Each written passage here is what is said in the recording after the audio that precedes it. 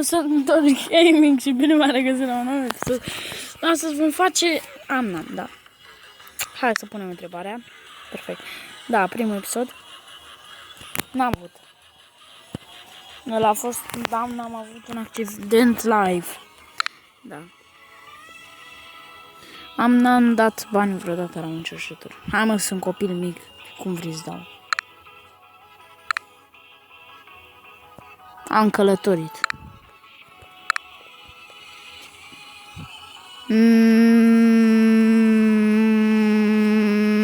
N-am fost.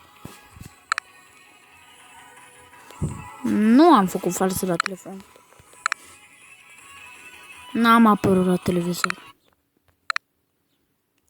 N-am avut o casă în copac. Normal că am jucat. Normal că trebuie să vă abonați la Dori Gaming. Da.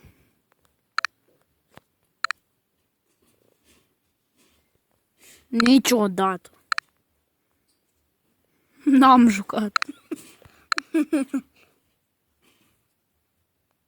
N-am. Chiar? N-am. N-am avut.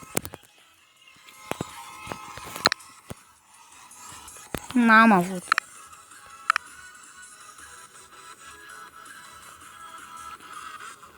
Nu am chelet.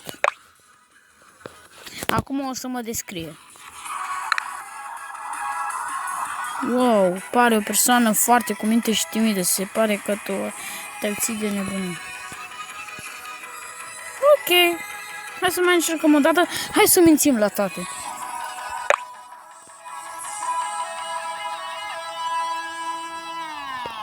Am rămas cu original materie. Am zis că o să mint. Deci, da.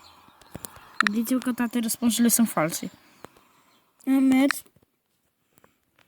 Toate răspunsurile mele o să fie false. False, nu farse. False, da. Am apărut că trebuie să mint. Am avut.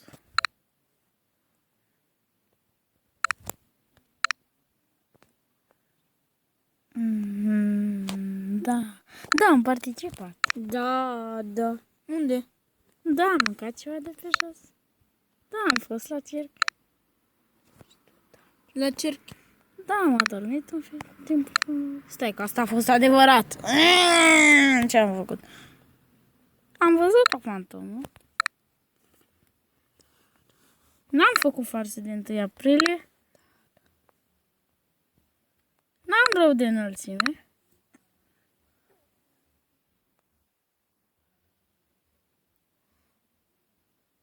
Am stat o zi întreagă în pijamale. Chiar? Am dormit o zi, așa. Acum mă descrie, ia. Ești o persoană foarte nebună, ai o viață foarte interesantă. Da, asta e a doua oară când ne zice asta pentru că am mințit, da. Deci, Acum nu mai minți.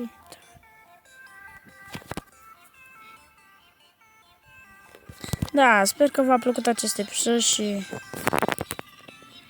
Sper că v-a plăcut în acest episod. Vă rog să vă abonați la acest canal. În fine, vă rog să vă abonați la acest canal și să dați like. Mulțumesc!